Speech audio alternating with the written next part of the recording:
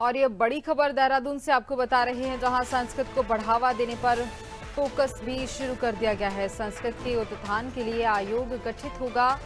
संस्कृत को बढ़ावा देने के लिए सरकार लगातार प्रयास कर रही है। संस्कृत को द्वितीय राजभाषा घोषित करने वाला देश का पहला राज्य उत्तराखंड है।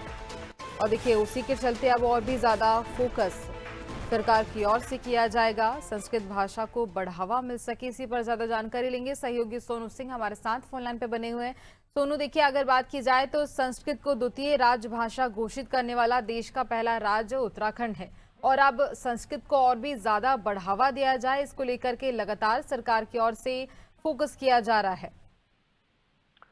देखिए गुंजन, ऐसा माना जाता है कि जो संस्कृत का आविष्कार है वो देवताओं ने किया है, इसलिए इसे देववाणी भी कहा जाता है। क्योंकि 19वीं शताब्दी में जब कुछ विदेशी विद्वान भारतीय ज्ञान परंपरा के संपर्क में आए, तब ये देखकर वो कहीं ना कहीं आश्चर्यचकित रह गए कि जो प्राचीन ऋषि परंपरा है, वेद, उपनिषद, इसके अलावा दर्शन, गणित, खगोल, ये कहीं ना कहीं व्याकरण जैसे जो विषय हैं, इनका कितना व्यापक और गहरा ज्ञान संस्कृत भाषा में सुरक्षित है।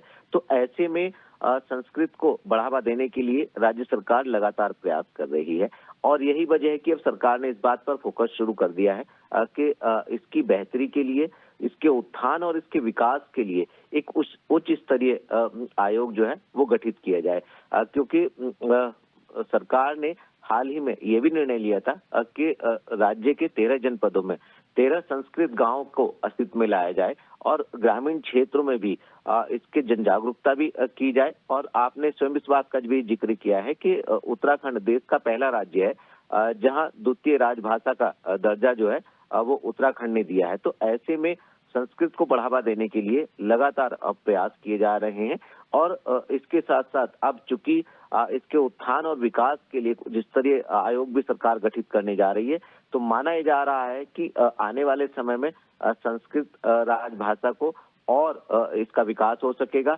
और कहीं ना कहीं इसके प्रति जन जागरूकता के दायरे को बढ़ाया जाएगा, और इसको और बेहतर करने के जो कवायद सरकार ने शुरू की है, निश्चित तौर पर आने वाले समय में सरकार के प्रयास सफल साबित होंगे। गुंजन, बिल्कुल, और देखिए, इसी के चलते लगातार सरकार की ओर से भी प्रयास किए जा रहे हैं कि संस्कृत को और भी बढ़ावा दिया जाए। सोनू, आगे भी आपसे जानकारी लेंगे, आप बने रहिए हमारे साथ।